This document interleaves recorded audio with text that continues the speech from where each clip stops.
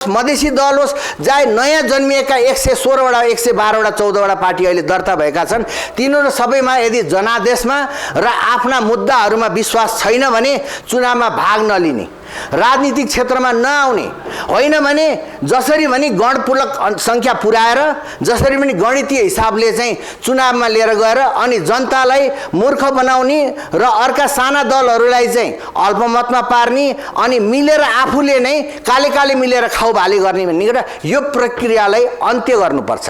र वास्तवमा भन्ने हो भने अघि भर्खर उहाँले भन्नुभयो अहिले भर्खरको जेनजी आन्दोलन पछाडि सबैभन्दा पहिला नेकपा एमालेले महाधिवेशन गर्दैछ। यसको यो ठुलो स्वागतयोग्य कुरा हो, यो राम्रो कुरा हो, किनभने हामी प्रजातान्त्रिक अहिले पद्धतिमा गुज्रिरहेका छौँ। डेमोक्रेसीमा पारदर्शी हुनुपर्छ, कम्पिटिसन हुनुपर्छ, प्रतिस्पर्धा हुनुपर्छ, पार्टीभित्र पनि प्रतिस्पर्धा हुनुपर्छ। युवाहरूको नेतृत्वहरूलाई नयाँ नेतृत्वहरू फेर्नको लागि हामीले जहिले पनि अवसरहरू दिइरहनुपर्छ।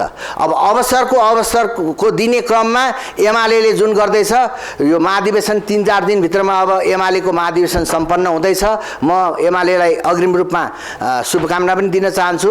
तर व्यक्तिगत रूपमा हिजोको दिनहरूमा म व्यक्तिगत रूपमा नेपाली काङ्ग्रेसका नेता, एमालेका नेता या कुनै पनि नेताहरूले देशमा भ्रष्टाचार गरे, अनियमित गरे भनेर गाली गलोचमा जानु हुँदैन भन्ने म पत्रकार साथीहरू मार्फत यो जनमानसमा ल्याउन चाहन्छु।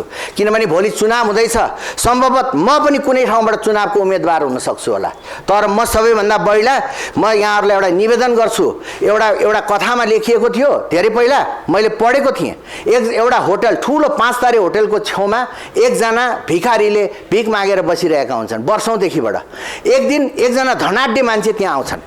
धनाढ्य मान्छे त्यहाँ आएर के गर्छन् भने उनलाई त्यो भिखारीलाई देखेर माया लाग्छ, दया लाग्छ र उनले के भन्छन् भने तिमी यस्तो जाडोमा थरथर कामेर भिख मागिरहेछौ, म तिमीलाई तातो लुगा र ब्ल्याङ्केट्सहरू लिएर आइदिन्छु है भनेर केही 200-400 रुपियाँ हातमा दिएर उनी आफ्नो बाटो लाग्छन्। त्यस पछाडि उनी आफ्नो काममा जान्छन्, उनी बिर्सिन्छन्, उनी आफ्नो काममा व्यस्ततामा बिर्सिन्छन् र केही महिनापछि उनी फेरि त्यही होटलमा एउटा कार्यक्रममा सहभागी हुन आउँदाखेरि त्यो गेटमा मागेर बसेको भिखारीलाई उनले देख्दैनन्।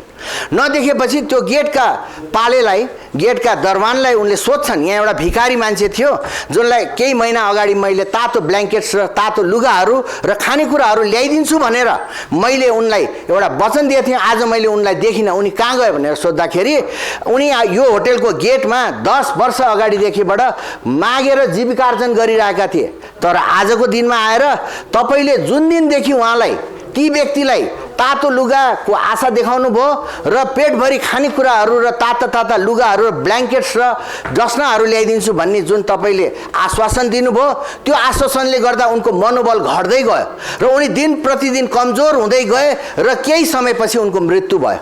सायद तपाईँले उनलाई यत्रा झुटा आश्वासन नदिएको भए उनी अर्को 10 वर्षसम्म मागेर जीविकार्जन चलाउँथे होला, तर उनी पहिले समयभन्दा मर्न बाध्य भए।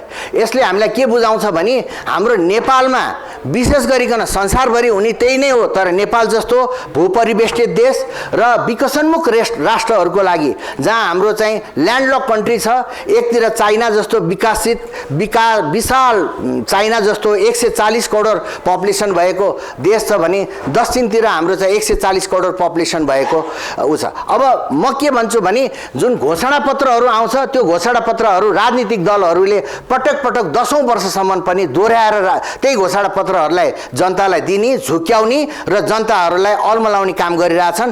त्यो काम गर्नु हुँदैन र जनादेश अनुसार चाहिँ सत्तामा जाने प्रयास गर्नुपर्छ। मध्यावधि गरेर फेरि यसलाई विवादमा चर्काउनु हुन्न भन्ने मेरो मान्यता रहेको छ।